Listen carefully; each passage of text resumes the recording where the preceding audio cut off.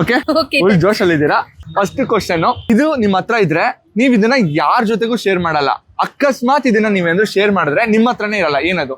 ಇದು ನಿಮ್ಮ ಹತ್ರ ಇದ್ರೆ ನೀವ್ ಇದನ್ನ ಯಾರ ಜೊತೆಗೂ ಶೇರ್ ಮಾಡಲ್ಲ. ಅಕಸ್ಮಾತ್ ಇದನ್ನ ನೀವೇಂದ್ರೂ ಶೇರ್ ಮಾಡಿದ್ರೆ ನಿಮ್ಮ ಹತ್ರನೇ ಇರಲ್ಲ. ಏನದು? ಜಡ್ಡಿ ಜಡ್ಡಿ ಚಡ್ಡಿ ಅಂದ್ರೆ ನಾನ್ ಮಾತ್ರ ಯೂಸ್ ಮಾಡಿಕೊಡಲ್ಲ. ಚಡ್ಡಿ ಅಲ್ಲ ಬ್ರೋ, ನೀವ್ ಅದನ್ನ ಬೇರೆಯವ್ರ ಹತ್ರ ಹೇಳಿದ್ರು ಚಡ್ಡಿ ಚಡ್ಡಿಯಾಗೆ ಇರುತ್ತೆ ತಾನೆ. ಅದ್ ಹಂಗಿರಲ್ಲ. ವೈಫಾ ಬ್ರೋ? ವೈಫಾ?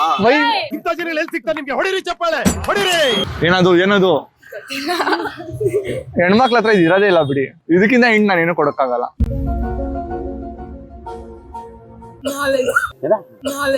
ನಾಲೆಜ್. ಮ್ಯೂಸಿಕ್. ಹೆಣ್ಮಕ್ಳ ನಾಲೆಜ್ ಇದೆ ರೀ. ಕಾಸು. ಕಾಸು ಹೆಂಗ್ ಬ್ರೋ? ನೀವ್ ಅವ್ರ ಹತ್ರ ಶೇರ್ ಮಾಡೋ ಅರ್ಥ ಇರುತ್ತಲ್ಲ ಬ್ರೋ. ಹೌದಲ್ವಾ? ಸೀಕ್ರೆಟ್. ಕರೆಕ್ಟ್ ಬ್ರೋ, ನೀವ್ ಒಬ್ರೇ ಕರೆಕ್ಟ್ ಆಗಿ ಆನ್ಸರ್ ಮಾಡಿದ್ದು. 4 ಅಕ್ಷರದ ಒಂದು ಇಂಗ್ಲಿಷ್ ಪದ. ಇದನ್ನ ಯಾವ ಕಡೆಯಿಂದ ಬರ್ದ್ರು ಸೇಮ್ ಆಗಿ ಕಾಣಿಸುತ್ತೆ. For example, right to left, left to right. ಹಾ, ಎಕ್ಸಾಕ್ಟ್ಲಿ.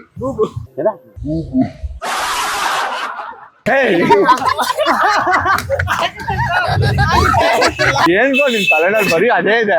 ನನ್ನ ಮತ್ತೆ ಕಾಮಜ್ವರ ಬಂದೈತಿ. 4 ಅಕ್ಷರದ ಒಂದು ಇಂಗ್ಲಿಷ್ ಪದ. ಐಡಿಯಾನೇ ಇಲ್ಲ. ಕಾಕ್ಸ್. ಗೊತ್ತಿಲ್ಲ. ಓಕೆ, ಇವಾಗ ಏನು? Is it morning R what is answer?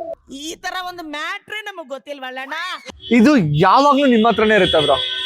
ಏನ್ ಮಾಡ್ರು ಇದು ಕಳ್ಕೊಳಕ್ ಆಗಲ್ಲ. ಏನದು?